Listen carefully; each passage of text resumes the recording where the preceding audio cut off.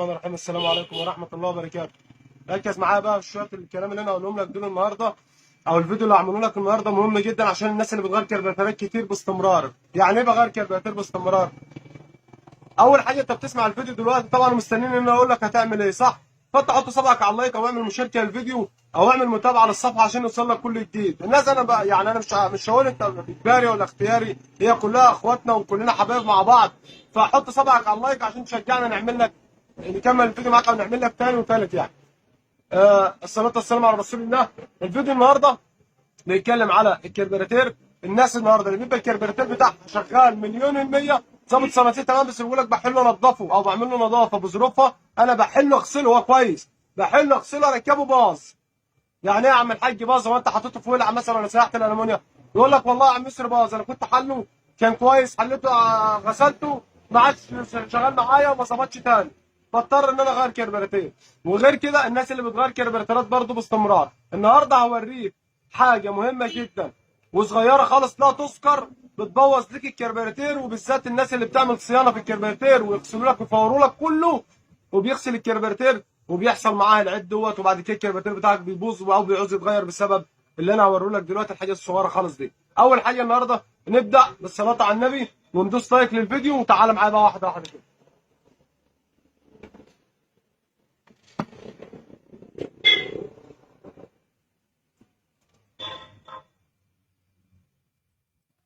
هات بنس حبيبي.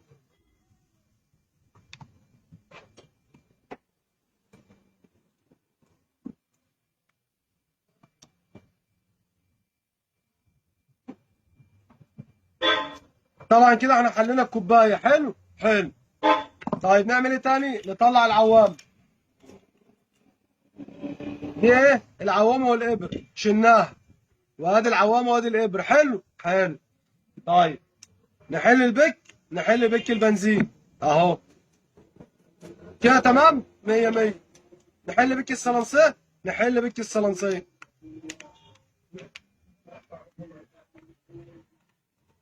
طبعا انا ماشي معاك واحده بواحده خالص اهو، يعني عشان اللي عايز يعمل اللي انا بعمله يعمل براحته خالص، او كل واحد عايز يعمل كرباتور بنفسه. ده بك الصلنسيه، حلو حلو.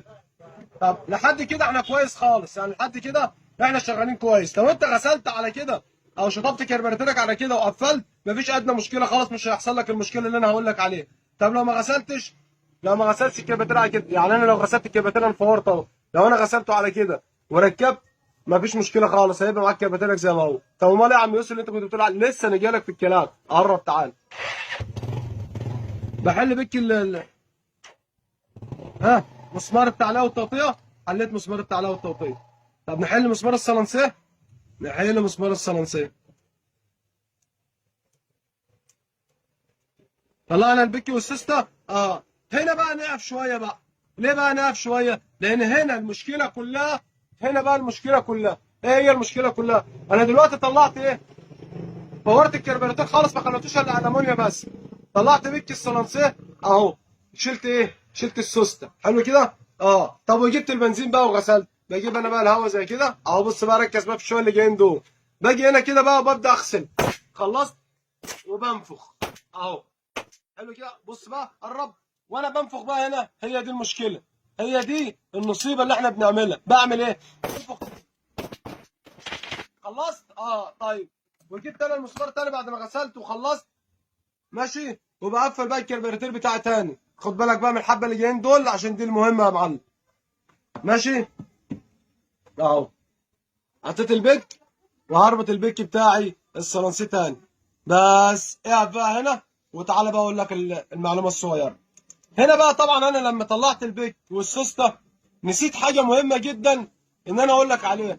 في هنا استك، استك وورده، في هنا استك وورده صغيره بتركب قبل مسمار الصلنسيه ومسمار التعليه والتوطيه. طب دول وظيفتهم ايه؟ دول بيعملوا احتكام للهواء بتاع الكربيراتير عشان لما اجي اتحكم في الصلنسيه ما يطلعليش ينفس هواء بره يخلي المكنه تبرجل معايا وما اسويش الصلنسيه تاني، حلو كده. طب دول بيروحوا زي لو انا بنفخ بالهواء زي ما وريتك دلوقتي، انا حليت وحطيت بكيت اهيت زي ما انت شايف اهو، البكيت اهي تمام على الكربيراتير على البنك اهو.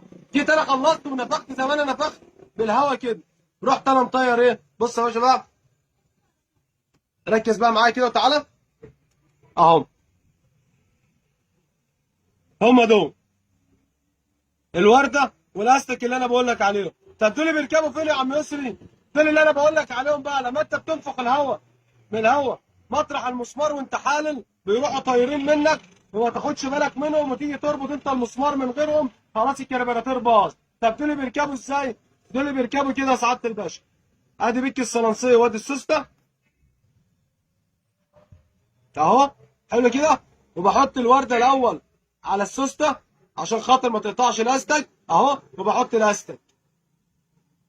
بيبقى نفس الوضع ده كده بالظبط اهو. حلو كده. يعني انت لو رحت تجيب بيك صلنسيه جديد قول له هات طقم بيكات، هيجي لك البيك متقفل زي ما انا موريه لك كده بالظبط، وتروح رابط البيك بتاعك تاني كده يا معالي الباشا، وقفل كربيراتيرك تاني، هيبقى معاك زيك زي ما حليته 100,000 ومش هيبوظ منك تاني. يبقى سبب بوظان الكربيراتير الورده الصغيره والاستك.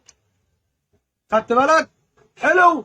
لايك بقى ومشاركه للفيديو، وهستنى اكبر عدد لايكات ومشاركات للفيديو دوت، وهشوف حبايبي واخواتي هيتعاملوا على الفيديو ده ازاي عشان نكمل معاكم في الفيديو الجاي. استنونا الفيديو الجاي.